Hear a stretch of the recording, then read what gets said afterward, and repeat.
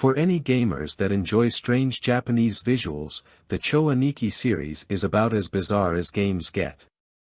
Imagine sweaty, bare-chested men navigating surreal landscapes populated by demented man-machine hybrids, and you'll get an idea of why the series is often better remembered than other shoot 'em ups. The original Cho Aniki on the PC Engine CD was actually predated by a Mega Drive game called Gainug. Developed by the same company, Masaya, Gainug features many of the same design elements as Cho Aniki, minus the homoerotic overtones. First released on the Mega Drive in Japan in 1991, it was later released the same year in Europe under the same title, and in North America as Wings of War. As for why the American publisher, DreamWorks, decided to change the name, it's unclear. It likely had something to do with trying to market the game as a fantasy adventure in the same style as classics like Conan the Barbarian. DreamWorks even went as far as commissioning Boris Vallejo, one of the masters of fantasy art, to illustrate the North American cover. The game takes place on the fictional world of Ickis. Ickis is home to flying men who are capable of controlling the magical forces of nature. Unfortunately for the flying men, an evil has emerged on Ickis. A corrupting army of mutants led by the Destroyer are infecting the planet. Although many have tried, none have managed to defeat the Destroyer. You play as a flying man named War who makes a ditch attempt to save Ickis from the mutants. Gainug features numerous waves of fast-moving enemies. Thankfully, you start the game with a rapid-fire spread shot. You can collect two types of orbs that increase your firepower. Blue orbs increase the spread of your shot, whereas red orbs increase the damage dealt by each bullet. As indicated at the top of the screen, your orb power levels max out at 5, but you must collect several orbs to increase by one level. Dying will decrease your shot levels, but orbs are handed out generously, so death doesn't significantly hamper your groove.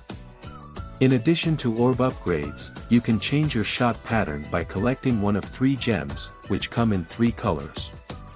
Red gems give you a forward-facing spread shot, blue gems give you a tightly focused forward-facing shot that also fires slightly above and behind your character, and amber gems give you a weak forward and backward shot. Instead of smart bombs, Gainug gives you a selection of special attacks to choose from. These magical forces of nature are obtained by collecting scrolls that are designated with a letter. Up to 3 scrolls can be stored at once, meaning that any additional scrolls will replace the first of your 3 stored scrolls. If you have multiple copies of the same scroll, all of them will be activated at the same time if any one is chosen, and their effect will be enhanced. Once activated, scrolls either have a set limit of time for which they last, or give you a finite number of uses. The Energy Balls scroll lets you manually fire diagonal projectiles that absorb enemy bullets, lightning bolts shoot lightning straight down in front of you, magic arrows fire homing projectiles, ground attacks shoot projectiles that hug the ground, thunderbolts harm all enemies on screen at once, wildfire increases the damage of your projectiles. Elemental calls forth rotating options that both protect your character and fire bullets that pass through walls, and aura shields protect your character for a set period of time. After the first cave level, you navigate above, and within, a river, the inside of a castle, an industrial factory, the inside of a pink organic something or other, maybe a womb, and finally the clouds. The locales and regular enemies, which come in all manner of variety and sizes, are actually pretty tame, at least compared to the bosses. Each level has at least a mid-boss and an end boss, and they sure are messed up. For the most part, they all look like grotesque human abominations that have been fused with metal. This is some of the most interesting sprite work seen from the 16-bit era, and is almost worth the price of admission alone, even for non-shooter fans.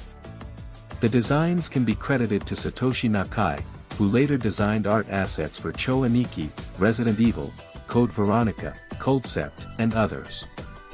The visuals are quite dark and muddy, but that's probably the look they set out to achieve. Gynoog's difficulty sits somewhere around the mid-range of Genesis shooters.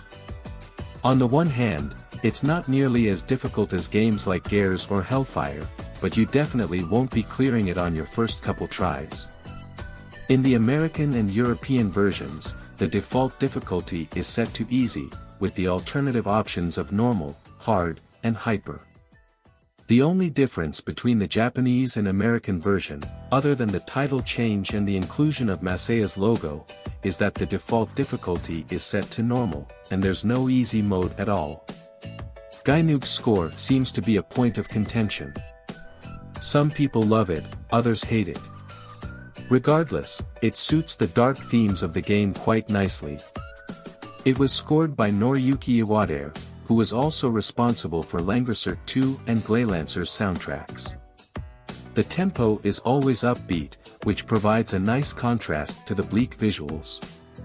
The melodies evoke a medieval sound, so expect plenty of organ and horn instruments.